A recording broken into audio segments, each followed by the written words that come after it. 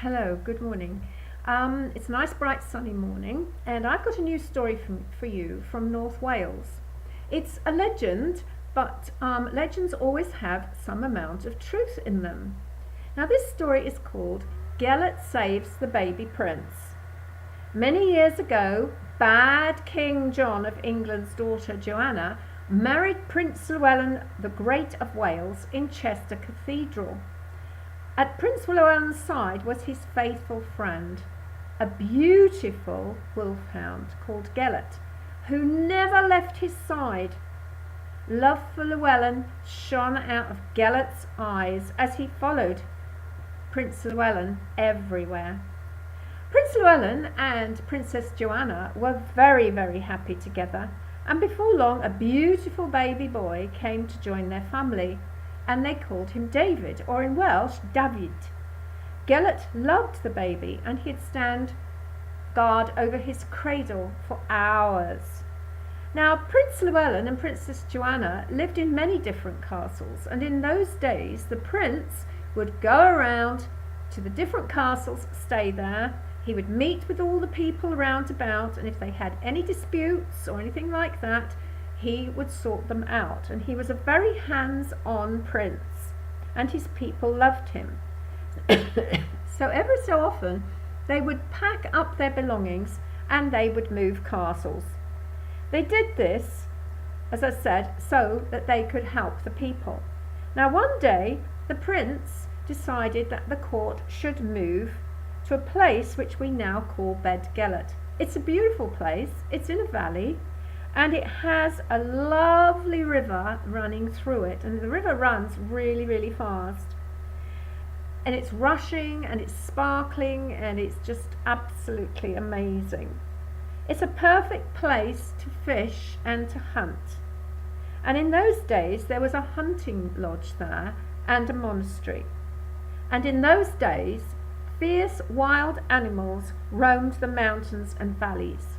Wild cats, bears and wolves, and the more gentle animals that are still there today, like the deer, the mountain goats and the sheep.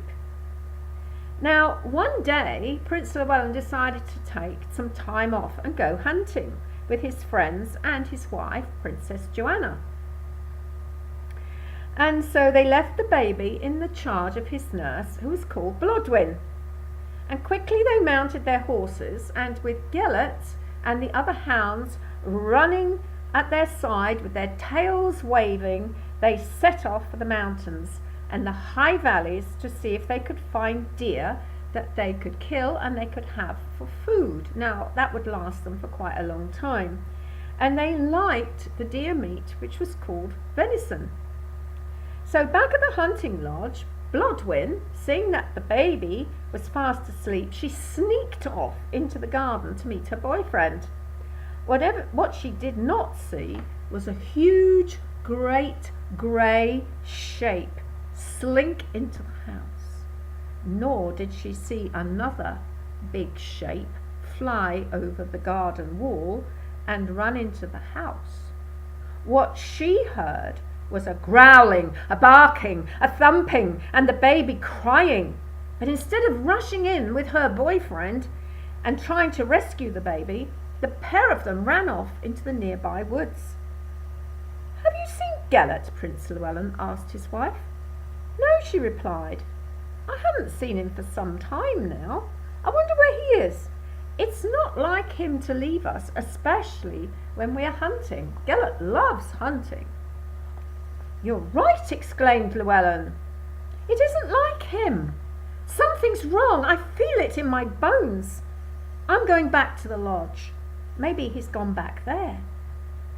The prince rode hard for the lodge, and as he entered the hunting lodge, there a terrible sight met his eyes. Gelart stood there, wagging his tail and covered in blood from head to toe, and panting terribly. By the fireplace the baby's crib was overturned, and a trickle of blood ran from under it, and all around tapestries had been torn off the walls. Llewellyn felt a terrible rage rise up inside himself, and he drew his sword and he plunged it deep into Gelart's heart.